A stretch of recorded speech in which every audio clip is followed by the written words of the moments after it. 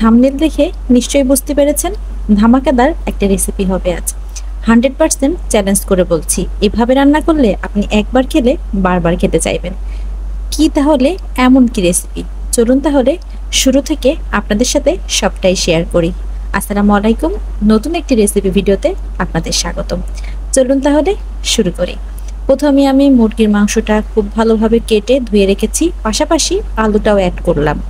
এবার লবণ দিয়ে দিলাম, তারপর চলে যাবে হলুদ গুঁড়া, লবণ, সাথে থাকবে শুকনা মরিচের গুঁড়া। সবগুলো উপকরণ দিয়ে খুব ভালোভাবে আমি ম্যারিনেট করে রাখছি। এতে করে মাংসের ভিতর লবণ, হলুদ এবং ঝালটা ভালোভাবে ঢুকে যাবে। ম্যারিনেট করে 5 থেকে 7 মিনিটের বেশি রাখবেন না, তাহলে কিন্তু পানি গলে যাবে মাংস থেকে। এবার চলুন ফ্রাই করি। প্রথমে তেল দিয়ে দিলাম, খুব বেশি তেল দেওয়ার প্রয়োজন নেই। আমি কিন্তু এখানে বেশি কড়া করে ভাজি করব না, অর্থাৎ খুব বেশি লাল লাল করে ভাজি করব না, তাহলে যখন মাংস রান্না করব তখন কিন্তু মাংসের ভিতর কোনো প্রকার ঝাল, লবণ ঢুকবে না বা মাংসে কোনো টেস্টও থাকবে না। এবার মাংসগুলো উল্টে পাল্টে আপনাদের দেখিয়ে দিচ্ছি ঠিক কতটা পরিমাণ আমি ভাজি করেছি। ভালোভাবে উল্টিয়ে পাল্টিয়ে একটু সব পাশ যাতে ভালোভাবে ভাজি হয় এজন্য উল্টে পাল্টে দিলাম। তো সবগুলো হয়ে গেছে মাংস। এবার আমি আস্তে আস্তে করে আলুগুলোও ফ্রাই করে নিব। দেখুন 1 থেকে 1.5 ঘন্টা বা 2 ঘন্টার রান্নায় আমি 3 মিনিটে যদি দেখাই তাহলে খুব বেশি ডিটেলসে দেখানো যায় না, তবে মূল পয়েন্টগুলো আমি সবসময় আপনাদের দেখানোর চেষ্টা করি। এবার রান্নার পর্ব, তেল দিয়ে দিলাম পরিমাপ করে, তারপর দিয়ে দিলাম পেঁয়াজ, তারপর চলে যাবে গোটা তেজপাতা, তারপর চলে যাবে জিরা বাটার পর আদা বাটা, রসুন বাটা চলে যাবে, তারপর চলে যাবে শুকনা মরিচ বাটা।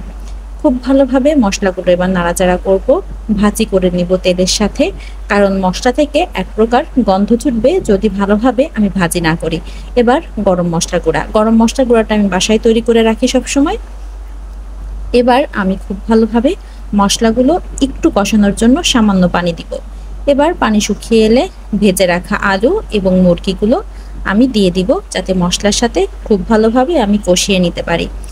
সব সময় আমি কষানোর কথাটা এজন্য বলি, কষালে কিন্তু মাংসে খুব টেস্ট হয়। দিয়ে দিলাম এবার আস্ত রসুন। যেহেতু আমি ফার্মের মুরগি রান্না করছি, খুব বেশি কষানোর প্রয়োজন নেই, অলরেডি আমি ভেজে নিয়েছি মুরগিগুলো মশলার সাথে।